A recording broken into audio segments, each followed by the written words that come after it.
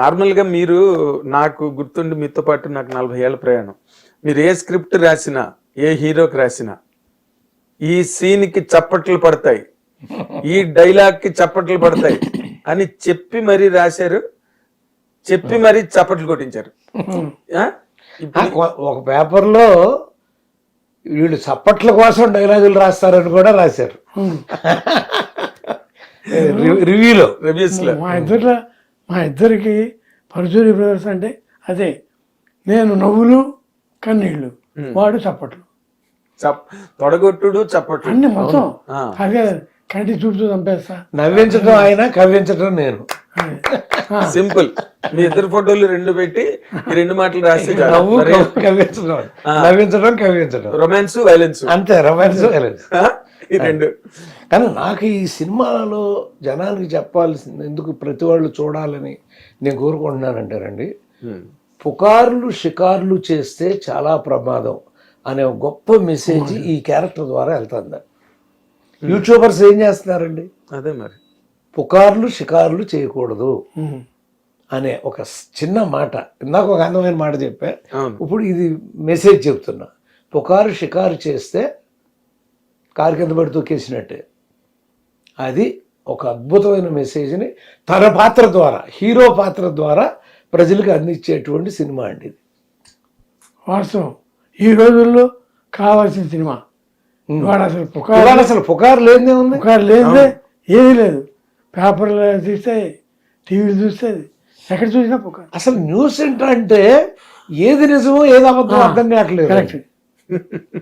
ఎందుకండి ఇప్పుడు చిరంజీవి గారు క్యాన్సర్ కి సంబంధించి టెస్టులు చేయించుకోండి అందరూ, నేను టెస్ట్ చేయించుకున్నాను, అడ్వాన్స్ గా టెస్ట్ చేయించుకుంటే తప్పు చేశారు అంటే చిరంజీవి గారు క్యాన్సర్ అని చాలా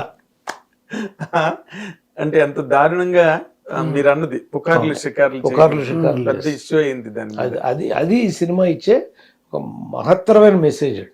దానికోసం చూడాలి ప్రతివాడు. Okay okay. ఇప్పుడు నార్మల్ గా ఈ రోజున సినిమాలు అంటే మనం పచ్చిగా నేకెడ్ గా నగ్నంగా గనక మనం మాట్లాడుకుంటే, ఈ రోజుల్లో సినిమాలు ఎలాంటివి హిట్స్ అవుతున్నాయి అంటే, అబౌవ్ ది లైఫ్ ఏదో చూపిస్తే, అంటే ఏదో ఫ్యాంటసీ వరల్డ్, లేకపోతే ఇంకేదో మనం ఎప్పుడు రెగ్యులర్ గా చూడండి ఈ ప్రపంచంలో. కనీసం నిమ్మకాయలు, పుర్రెలు, దుమ్ములు, ముగ్గులు, మేకులు, కనీసం అలాంటిది ఏదైనా సినిమా చేసినా జనాలు ఇంట్రెస్ట్ గా ఎగబడి చూస్తున్నారు. జనరల్ సినిమాలకి అపీల్ తక్కువగా ఉంది మనం ఎనాలిసిస్ గా మాట్లాడుకుంటే, ఎకడమిక్ గా. ఇప్పుడు నీ సినిమా, నువ్వు ఇంత ఇష్టపడి ఈ కథని, ఈ క్యారెక్టర్ని కష్టపడి చేసిన ఈ సినిమాలో ఆడియన్స్ ని బాగా హుక్ చేసే పాయింట్ ఏదవుతుందని నువ్వు అనుకుంటున్నావు? కదండి, మీరు చెప్పింది డెఫినెట్ గా కరెక్ట్ అండి. అంటే కొన్ని రకమైన సినిమాలు, కొన్ని రకాల సినిమాలు ఇప్పుడు ఆడుతున్నాయి. అండ్ నేను నమ్మేది ఏంటంటే, మంచి సబ్జెక్ట్ ఉంటే, కథ బాగుంటే ఎప్పుడు అది జనాల్లోకి వెళ్తుంది అనేది నా నమ్మకం. దీనిలో హుక్ చేసే పాయింట్ అంటే అండి, లాస్ట్ 20 minutes అందరితో 100% క్లాప్స్ కొట్టిస్తండి. అవునా? నేను అనుకుంటున్నాను. లోపల కృష్ణ గారిలో చెప్పాను నువ్వు అసలు. Hats off, hats off. నీ డేరింగ్, నీ కరేజ్, నీ క్యారెక్టర్, నువ్వు నమ్మిన విధానం excellent. Come on, continue. Last 20 minutes కథలోకి వెళ్తుందండి సినిమా. అప్పటిదాకా నెక్స్ట్ ఏంటి అనేలాగా అనిపించి ఎలిమెంట్ ఆఫ్ ఇంట్రెస్ట్ 20 minutes ఒక చిన్న బ్లాస్ట్ లాగా ఉంటుంది. అది 100% ప్రతి ఒక్కళ్ళు ఎంజాయ్ చేస్తారు. అక్కడ వచ్చే డైలాగ్స్ కి వాటికి వీటికి 100% క్లాప్స్ కొడతారు. Okay, no doubt. అంటే ఇదంతా టోటల్ గా ఇమోషనల్ గానే ఉంటుందా ఫిల్మ్, లేకపోతే లేదండి ఎంటర్టైన్మెంట్ మిక్స్ ఏమైనా ఉందా? అంటే బేసిక్ గా at start it is more of comedy thriller అండి, కామిక్ థ్రిల్లర్ ఫిల్మ్ ఇది. Okay okay. అక్కడ నుంచి థ్రిల్ స్టార్ట్ అయిన దగ్గర నుంచి ఆల్మోస్ట్ ఒక ఇంటర్వెల్ పాయింట్ నుంచి ఒక చిన్న హుక్ మొదలవుతుంది. అక్కడి నుంచి వేరే మూడ్ లోకి వెళ్తుంది సినిమా. కానీ కామెడీ అనేది రఘుబాబు గారు ఉండటం వల్ల సస్టైన్ అవుతుంది ఎండ్ వరకు.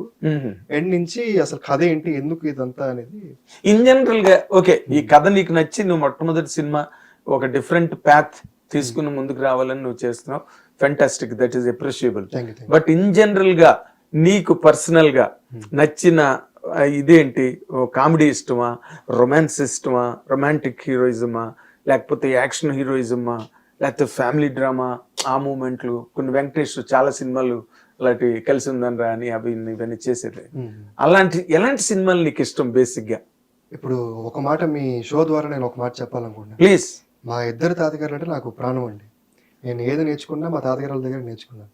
ముఖ్యంగా వెంకటేశ్వర గారితో నా బెస్ట్ ఫ్రెండ్స్తో కన్నా ఎక్కువ టైం నేను స్పెండ్ చేశాను. కోవిడ్ టైంలో కానీ వీటిలో కానీ అసలు ఆయన పక్కనే ఉండేవాడిని. ఆయన నాకు కొన్ని పాయింట్స్ చెప్పారండి. సినిమా అంటే ఒక 2-3 రకాలు, స్క్రీన్ ప్లే అంటే ఏంటి, ఇదేంటి ఏంటి అది ఎక్స్ప్లెయిన్ చేసుకుంటూ వచ్చారు. ఆ పాయింట్స్తో ఇప్పుడు నేను ఏ సినిమా చూస్తున్నా మాక్సిమం పాయింట్స్ నాకు అది తెలుస్తూ ఉంటాయి. అవును. సో అది వచ్చి నిజంగా ఆ పాయింట్స్తో వచ్చిన సినిమాలు నిజంగా ఎగ్జైట్ చేయగలిగితే ఏ జానర్ అయినా నాకు ఇష్టం అండి. కానీ నాకు ఎక్కువ నచ్చింది అయితే యాక్షన్ థ్రిల్లర్స్ కొంచెం ఎక్కువ ఇష్టం. యాక్షన్ అంటే ఆఫ్ కోర్స్ యాక్షన్ సినిమా అంటే అన్ని ఉంటాయి అనుకో. ఫైనల్ గా దానిలో రొమాన్స్ ఉంటుంది, కామెడీ ఉంటుంది, ఎంటర్టైన్మెంట్ ఉంటుంది. అంటే ఆ టేక్ ఆఫ్ ఎలా ఉంటుంది, మరి అసలు ఎలా కలుపుతారు కథని, అక్కడి నుంచి ఇంటర్వెల్ ఎలా వెళ్తుంది, అక్కడి నుంచి ఎలా టేక్ ఆఫ్ చేస్తారు, ఎలా ఫినిష్ చేస్తారు అనేది ఆ పాయింట్స్ నేను నేర్చుకున్నానండి. ఆ పాయింట్స్ నాకు సినిమాలో చూడటం నాకు బాగా ఇష్టం. నేను చెప్పాలనుకుంది ఏంటంటే నేను కథను ఎక్కువ అబ్జర్వ్ చేస్తానండి, జానర్ అనేది పక్కన పెట్టేస్తాను. ఓకే. అంటే నువ్వు నార్మల్ గా ఈ సినిమా కథని లవ్ ఇట్ ఫస్ట్ సైట్ లాగా వినగానే ఓకే చేసావా, లేకపోతే కొన్ని కథలు విన్న తర్వాత అందులోంచి దీన్ని సెలెక్ట్ చేసుకున్నావా? అలా కాదండి. అంటే మాకు రైటర్స్ చాలా మంది నాకు ముందు నుంచి పరిచయం ఉన్న వాళ్ళు ఉన్నారండి.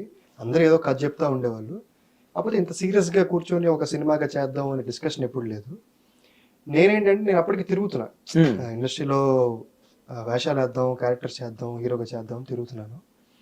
అప్పుడు నాకు మంచి ప్రొడక్షన్ హౌస్ నుంచి సెకండ్ హీరోగా దీంట్లో 3 హీరోలుగా సినిమాలు జరుగుతున్నాయి, చెప్తాము 100% రెడీగా ఉండని చెప్తున్నారు. ఈ ప్రాసెస్లో ఉన్నప్పుడు నన్ను నిన్న కలిశారు రవికిషోర్ గారు. అంటే అప్పటికే చిన్న స్ట్రగ్లింగ్ ఫేజ్ అనమాట. ఎలా నీకు స్ట్రగుల్ ఏంటి అసలు? Born with the silver artist అవ్వాలన్న స్ట్రగుల్. Okay okay. అలాంటిది అంబిషన్ తీరాలంటే స్ట్రగుల్ చేయాలి కదా. అవును. అలాంటి చిన్న ఫేజ్ జరుగుతున్నప్పుడు ఈయన కలిశారు. ఈయనకి అది చెప్పంగానే బాగుంది అనుకున్నాను. ఒకసారి తాతగారికి చెప్పంగానే లేదు, ఇందులో గొప్ప పాయింట్ ఉంది, దీన్ని సరిగ్గా మనం చేసుకోగలిగితే ఇది ఖచ్చితంగా మంచి సినిమా అవుతుందని అక్కడి నుంచి బిగినింగ్. ఓకే. అంటే ముందు తాతగారు విన్నారు, నేను విన్న తర్వాత ఒకసారి ఆయనకు వినిపించారు.